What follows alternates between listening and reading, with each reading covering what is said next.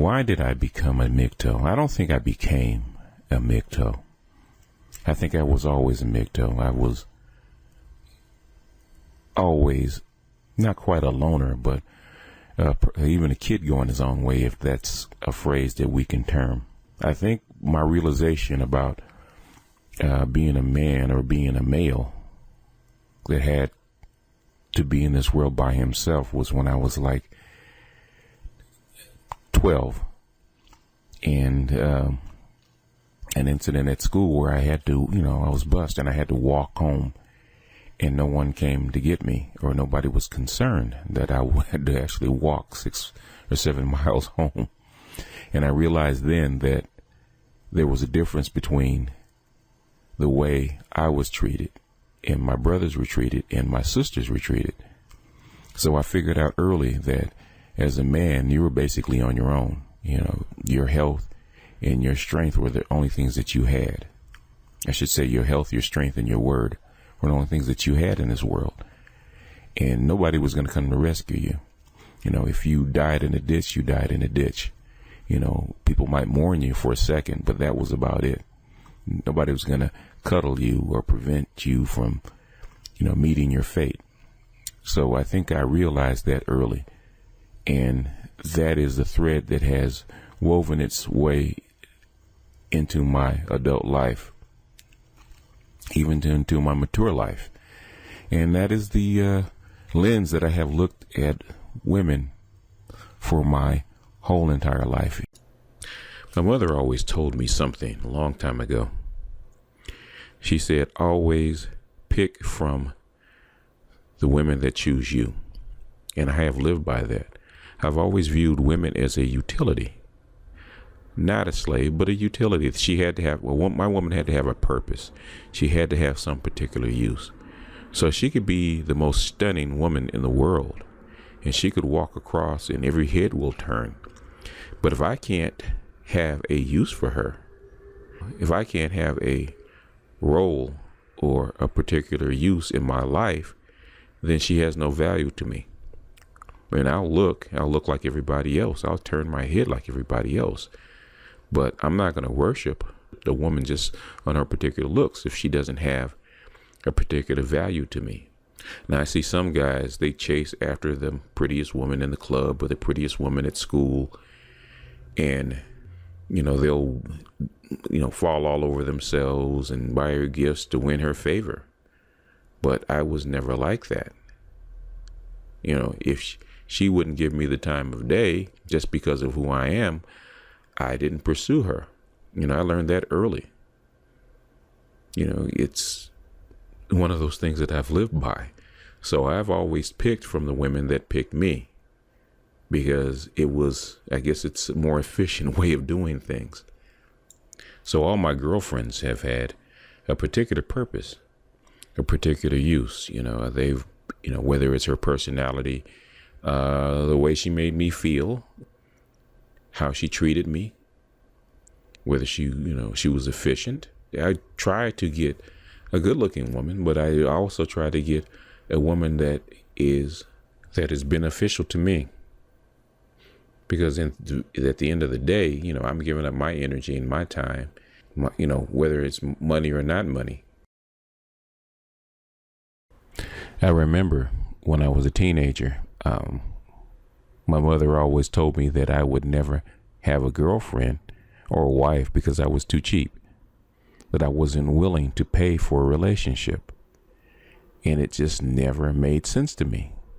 It never made sense to me.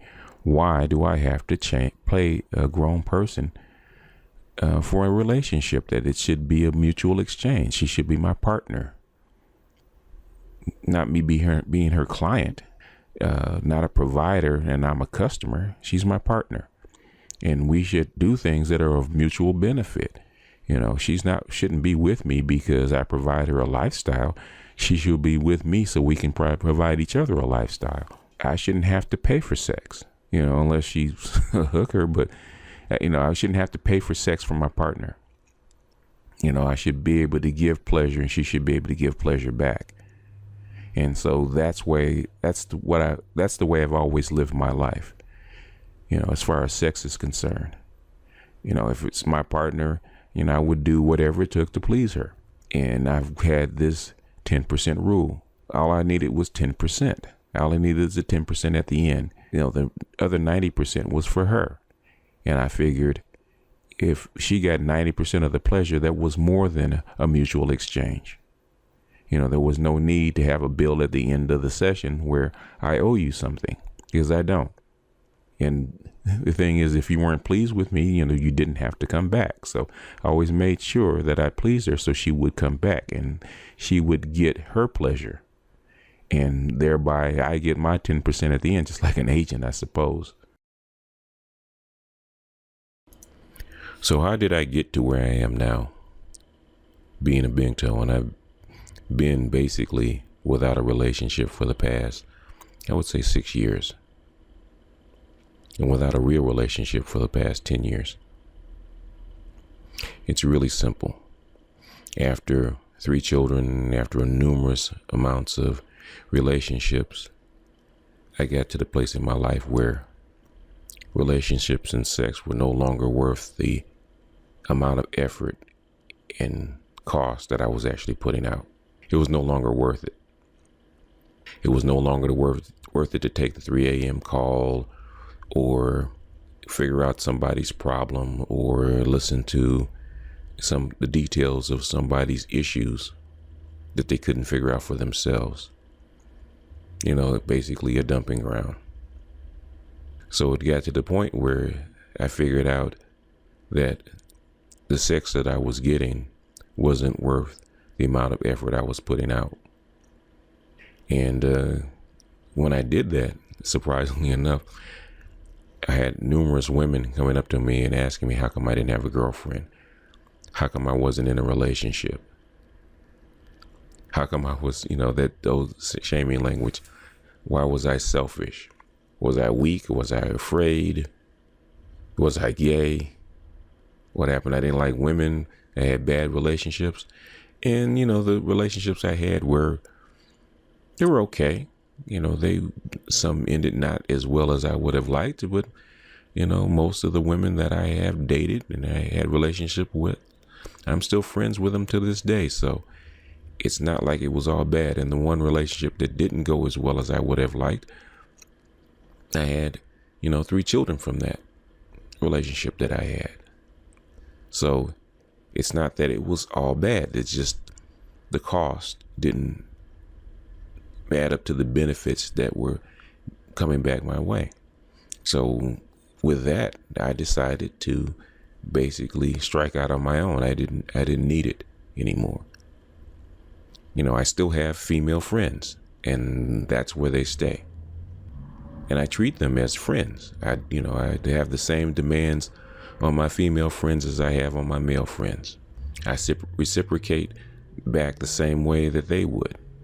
So I found out that it's better to have a relationship with a woman without sex than it was having a relationship with a woman with sex. I call it the old taxi meter thing, the taxi theory, that you can sit in and have a relationship with your cab driver for hours as long as he doesn't drop that meter. In other words, as long as you don't have sex with that woman, you can have an equitable and fairly cost-free relationship with that woman as long as you don't have sex with her. So as soon as you have sex with her, the meter starts running. And that's when all the costs come in.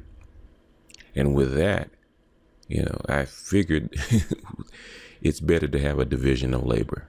So in the future, if I want an emotional relationship with a woman, it's not going to be with sex.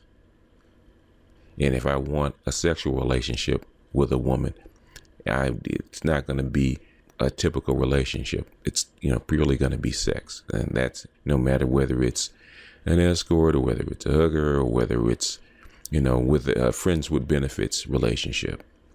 Then that's what I have learned throughout my life, that you have to separate it. You cannot have sexual desire for every woman that you meet. You cannot be friends with a woman that is a sexual object to you. And if you if you can't deal with that, and if you can't handle that tension, then you need probably not to deal with women. You know, either you go one way or the other. Either you go completely blue pill or you go completely red pill. No, I have found my happy medium. No, I am able to keep women at bay because I demand, if they're my friend, I demand that they act as my friend. I demand that they act honorably. And if they don't, then they're no longer my friend. So that is the price of my friendships with all the women that I'm associated with. You know, your demands are exactly the same as my male friends. I don't discriminate. You know, I have a standard. And if you're going to be my female friend, then you have to rise up to the standard. And if you can't, then you need to go into another direction. And for the women that I was interested in sexually or having a sexual relationship with, they weren't my friends. All the relationships I've had, all the women that I've had, they were my women. They were not my friends, and I didn't treat them as my friends.